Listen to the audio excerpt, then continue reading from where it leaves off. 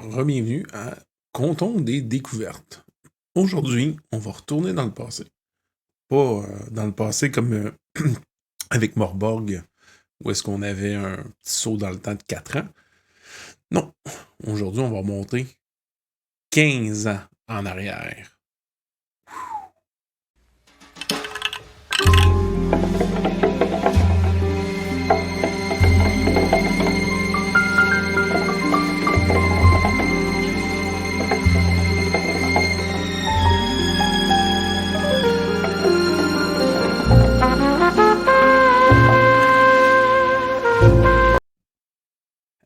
Bonjour. Donc, comme j'ai annoncé, 15 ans en arrière. Mais qu'est-ce qu'il y avait il y a 15 ans? Ben, comme probablement mon fond vous donne un excellent indice, aujourd'hui, on parle d'une de mes vieilles découvertes, le jeu de rôle de Supernatural, ou sinon appelé Surnaturel en québécois ou canadien-français, qui a sorti aussi en 2010, parce que l'autre est en 2009, en 2010, le guide pour les chasser, parce que les premiers livres parlaient de la saison 1 à 3 de la série, on pourrait dire maintenant culte américaine de la CW, Supernatural. Dans ce jeu de rôle, on incarne des chasseurs, des personnes qui ont la connaissance du surnaturel. Autrement dit, que ce soit parce que quelqu'un de ta famille, professionnel, entre guillemets, que tu as vécu un accident, tu es conscient que le surnaturel existe. Les monstres sont vrais, les créatures sont vraies, les fantômes, les esprits, et il y a plusieurs manières de les chasser. Peut-être que vous avez vu la série. Après tout, elle a 15 saisons, qui a été de 2005 jusqu'à 2020. Donc, il y a du matériel pas mal. Le système utilise le Cortex System, qui est assez simple à comprendre. Ça prend de toutes les dés. Vraiment, dans le temps, j'ai été agréablement surpris. Un coup qu'on comprend bien le système, puis l'évolution, puis ses ramifications, tout se fait rapidement quand même. C'est beaucoup basé sur des statistiques avec des compétences. Tes statistiques sont associées à des dés, puis tes compétences sont associées à des dés aussi. Fait qu'il n'y a pas vraiment de chiffres ou de statistiques à brasser, tu as des points à distribuer. Puis tes points représentent aussi des dés. Donc, tu peux avoir un physique à D4, tu peux avoir de l'intelligence, de la constitution. Bref, ça va de D4 jusqu'à D20, puis après ça, tu as D20 plus 2. Il y a une chaîne, comme dans DCC, il y a une chaîne de dés. Sauf que c'est sûr qu'elle n'utilise pas les dés spéciales, qu'on va dire. On parle du D4 jusqu'au D20 plus D20, mais si vous êtes rendu à D20 plus D20, c'est parce que votre chasseur ne devrait plus exister. On va dire ça ainsi. Parce qu'il y a toujours moyen de mettre à jour son chasseur, son connaisseur de surnaturel avec des points. Les points d'évolution peuvent être utilisés autant pour augmenter les compétences que pour augmenter les statistiques, sauf que bien sûr, le coût est plus élevé.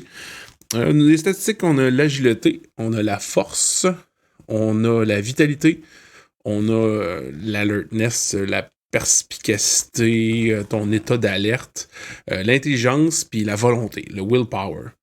Et avec ça, ces statistiques-là, ça fait en sorte que ça détermine ton initiative, ton endurance, tes points de vie et ta résistance. C'est quand même assez intéressant comme système parce que après ça, on pense avec un système de compétences qui est par arborescence. Si vous avez déjà vu ce genre de manuel-là ou de technique-là, c'est qu'après ça, on a des grandes compétences. Par exemple, artisterie, l'art artistique, l'art plastique. On peut mettre jusqu'à un D6 de manière générale. Et après ça, il faut choisir une spécialité. Après ça, la spécialité va devenir des 8, des 10, des 12, ainsi de suite. Donc, ça permet quand même de créer des personnages qui sont assez généralistes. On peut aller en tout ce qui est en discipline, en conduite, en tir et autres. Tu peux te donner des arborescences très génériques, puis après ça, tu tombes des spécialités. Puis généralement, quand tu détermines un jet de dés, tu vas rouler ton dé de statistique plus ton dé de compétences. Donc, ça peut amener à brasser quelques dés qui sont intéressants, puis ça fait en sorte que tu as plusieurs possibilités de créer ton personnage. Soit tu veux le mettre hyper spécialiste, ou sinon tu veux le mettre plus généraliste. Parce que là-dedans, il y a beaucoup de compétences, beaucoup de spécialités, puis c'est dur de toujours utiliser les bonnes compétences au bon moment. Mais ça dépend toujours encore le type de chasseur que tu veux. Tu peux être quelqu'un qui se complaît plus dans l'action directe, le corps à corps, le physique, les combats, la confrontation directement avec les monstres, ou tu peux y aller plus dans la connaissance. Aller dans savoir quel est le monstre, savoir quelle est sa faiblesse. Parce que oui, les monstres ont des faiblesses et certains monstres ne peuvent juste être tués que d'une certaine manière. Pour donner un exemple qui est assez concret, qu'on voit arriver quand même rapidement, les vampires ne peuvent juste être tués que par décapitation. Par contre, ils ont d'autres faiblesses, comme mettons le sang d'un mort, du Dead Man's Blood, qui est paralyse, qui peuvent être injectés avec une seringue ou autre, qui va faire en sorte que le vampire tombe inconscient, donc beaucoup plus facile à gérer. On va dire ça ici. Et aussi, il y a tout ce qu'il y a des compétences sur le long terme. Tu sais, quand on voit là, dans ces fameuses séries les montages de personnes qui commencent à faire des recherches dans les livres, réparer une voiture, faire un marathon ou autre, tu dois brasser des jets de compétences à répétition dans un laps de temps qui est mentionné par le maître de jeu. Et ton total s'additionne jusqu'à temps que tu atteignes un threshold, un but à atteindre. Par exemple, il faut que tu ailles, je sais pas moi, pour trouver, faire une recherche dans une bibliothèque ancienne pour trouver quel est le point faible d'un djinn. Le maître de jeu pourrait dire qu'au lieu de brasser seulement un jet, vu que c'est une connaissance plus pointue, tu dois réussir jusqu'à 50 points. Donc, il faut que les personnes brassent jusqu'à l'obtention totale de 50 points. Cependant, quand tu fais ce genre d'effort-là, si tu brasses des échecs critiques, ça c'est noté. Et au deuxième échec critique, tout l'effort au complet est brisé. Donc, pour faire un échec critique, ça dépend de tes dés, tes statistiques, c'est quand tu brasses un. Fait que sur un D4, c'est quand même facile à avoir, mais quand tu tombes un D10, un D12, tu as moins de chances de les obtenir. Fait que ça fait en sorte que, oui, n'importe qui peut faire des recherches, puis mettre des efforts dedans, puis tout le monde peut s'entraider, sauf que si quelqu'un a justement un D4 en intelligence, peut-être que les livres, c'est pas sa force. Un autre point qui est assez intéressant au niveau du combat, c'est que oui, tu peux manquer, tu peux rater, puis les dégâts sont pas nécessairement fixes. Comment ça fonctionne, c'est que c'est une différence. La créature ou le monstre ou l'adversaire, ça peut être aussi une personne humanoïde, un humain, doit brasser son jet de défense et toi ton jet d'attaque. Et la différence entre les deux, quand tu bats le jet de défense de l'adversaire, c'est des dégâts qu'on appelle basiques qui se font.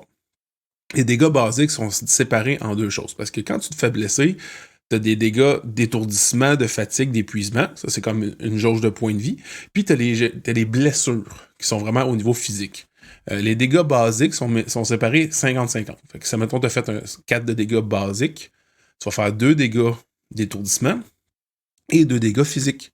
Et après ça, si tu as utilisé une arme spéciale, ben après ça, tu ajoutes les dégâts. Qui sont souvent des dégâts létals, des dégâts de blessure. À part si tu utilises, mettons, un taser ou quelque chose pour étourdir les gens. Donc, ça fait en sorte que les combats sont quand même dynamiques, sont organiques.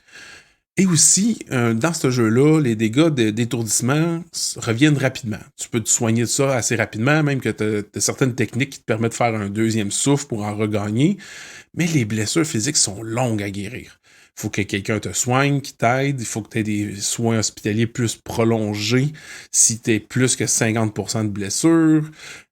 Et aussi, si tu es blessé gravement, ça peut être très long avant que tu t'en remettes. Donc, c'est pas le genre de jeu que les personnes vont enchaîner les combats un après l'autre. T'sais, oui, il peut y avoir une succession d'affrontements puis avoir un éponyme combat à la fin, sauf que c'est pas le genre de choses que, mettons, qu'on va voir dans d'autres jeux de rôle, que tu te lèves un jour, tu vas te battre, tu vas te coucher, le lendemain, tu vas te rebattre. Ça, non, il faut qu'il y ait des downtime, il faut qu'il y ait des temps d'attente, il faut qu'il y ait des temps de recherche, il faut qu'il y ait des temps de repos. Donc, ça permet des fois d'avoir un rythme de jeu narratif plus réaliste. T'sais, allez pas mettre une série de fin du monde, à part si les personnages sont quand même plus haut niveau, puis que vous êtes prêt à faire un rythme soutenu. C'est assez intéressant à ce niveau-là. Sinon, tout ce qui est l'argent, il n'y a pas de montant d'argent, il y a un style de vie. Il y a un montant monétaire, c'est un dé que tu dois brasser. Des 4, des 6, des 8, puis ça peut même aller jusqu'à des 10 et des 12, sauf que pour débloquer les plus élevés, ça te prend un trait de caractère, un trait de personnage qui est riche. Hein? Parce que là-dedans, c'est simple, t'as pas vraiment d'argent. Les chasseurs, eux, vraiment, vu qu'ils vivent un peu de toutes choses, là, que ce soit des fraudes de cartes de crédit ou de faire des tricks de pool, de billard, de faire de la fraude et autres, ça te permet pas de vivre riche. Ça va te donner un D4, gros maximum un D6 si ton personnage est vraiment fort. Puis après ça, ben, ça va te prendre un avoir. Puis ça demande que tu sois un personnage assez spécial. Il y a, on parlait de traits de caractère. C'est un autre point que j'ai bien aimé, ça, c'est que t'es obligé, ben pas obligé, c'est fortement recommandé de choisir des traits de caractère de ton personnage. Puis ces traits de caractère-là donnent des avantages et des inconvénients. Donc, des traits de caractère, comme je mentionnais, c'est que s'il y a des traits de caractère positifs, des compétences utiles, des traits positifs qui vous permettent de rouler des dés supplémentaires dans certaines situations.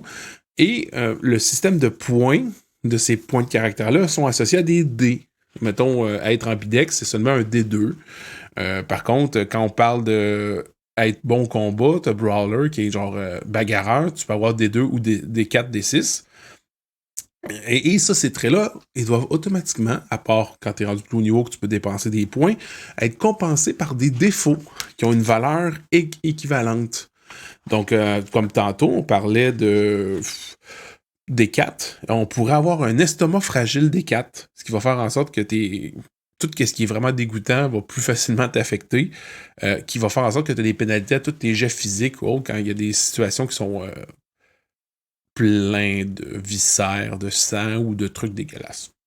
Il y a plein de traits de caractère comme ça qui vont faire que ton personnage va être plus vivant, va être autant roleplay que mécaniquement parlant. Ensuite, il vous mentionne comment maintenir votre style de vie, il parle des armements, et dans le livre en tant que tel aussi, t'as des trucs pour le maître du jeu, t'as des créatures, t'as des monstres. Le livre que je vous ai montré, le deuxième, celui-ci a seulement des créatures qui ont été mises à jour, puis quelques petites accroches qui ont été mises après l'arrivée de la saison 4, parce que dans la saison 4... je peux pas parler vraiment de divulgacheur, là, ça commence à faire longtemps. Il y a des anges, puis il y a l'apocalypse qui arrive, il y a plus de démons et autres, puis fait qu'ils ont sorti des créatures qui sont affectées par ça. Les joueurs peuvent aussi obtenir des capacités surnaturelles, des pouvoirs, la clairvoyance, la télékinésie et autres, mais ils mentionnent que ces pouvoirs-là, la majorité, ont une source. Que tu fasses de la sorcellerie, que tu boives du sang de démon, ou que ce soit un ange qui t'assiste, ou que tu deviennes toi-même un hôte d'une entité angélique, qui sait. C'est pas la moyenne des humains qui vont sortir avec ça. Donc, grosso modo, j'ai trouvé que avec le style comme un peu Monster of the Week, pour ceux qui connaissent, qui est plus un PBTA, un Power by the Apocalypse, celui-ci offrait quand même une bonne approche mécanique, une excellente méthode de pouvoir mettre de la personnalité et de mettre vraiment son épice personnelle au personnage. Si vous aimez la série américaine aussi, je veux dire, il y a plein de clins d'œil. C'est sûr qu'eux, dans les livres, ils vous mentionnent plus qu'est-ce qui se passe aux États-Unis, mais juste pour vous dire, moi, j'avais fait une campagne qui a duré au moins 2, peut-être presque 3 ans, qui se passait au Québec. Donc, c'est possible d'adapter facilement, puis de juste changer certaines choses. Puis il y a certaines légendes locales qu'on peut faire justement pour créer des monstres. C'est assez facile. Ils vous donnent des exemples. Les monstres n'ont pas plein de capacités ou autres. Il faut que tu détermines ses points de vie, autres, ses compétences. C'est comme si tu bâtissais un personnage finalement.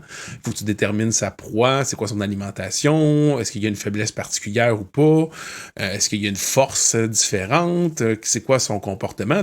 Ça peut se faire. Donc, prendre toutes nos belles légendes québécoises ou même des légendes européennes, ça se fait très bien. Puis on s'entend, c'est pas les inspirations qui manquent, puis sinon, même dans la série, il y a certains monstres des fois qui reviennent. C'est pas parce que vos personnages ont déjà combattu des vampires une fois qu'ils vont pas avoir encore à affronter, mais dans une situation différente. Il y a aussi des possibilités qu'ils affrontent aussi d'autres êtres humains, parce que des fois, c'est rarement, non? On s'entend que c'est le but du jeu, c'est pas ça, mais l'être humain aussi peut être un monstre. Il mentionne, il y a même un encadré là-dessus qui font. Donc, c'est quand même une bonne manière. C'est un bon style de jeu qui peut se faire à plusieurs. Moi, j'avais joué à 6. C'est sûr qu'à 6, c'est plus dur de mettre l'emphase sur les forces et les faiblesses de tout le monde, parce que tout le monde a un peu des compétences qui vont se regrouper, mais encore là, Pas tant, parce qu'il y a tellement de compétences différentes, puis surtout de spécialités par arbre de compétences que j'avais pas un seul chasseur qui était pareil. Tu sais, j'en avais un qui jouait un prêtre catholique qui était un peu sur le bord de la retraite, on va dire ainsi. J'avais une qui jouait une femme des Premières Nations qui est un petit peu chamanique sur les côtés. J'en avais un qui était un bagarreur qui était amnésique. J'en avais un autre que lui, c'était une espèce de personne riche dans une entreprise pharmaceutique qui se spécialisait dans l'occulte. J'avais une autre personne aussi qui était plus une généraliste, ancienne étudiante en médecine et infirmerie, qui était plus... Bref, il y a moyen de faire toujours plusieurs styles. Même un ancien policier, un shérif, il y a toutes ces compétences-là. Tu peux avoir un badge, bref, il y a moyen de faire un personnage comme vous le voulez.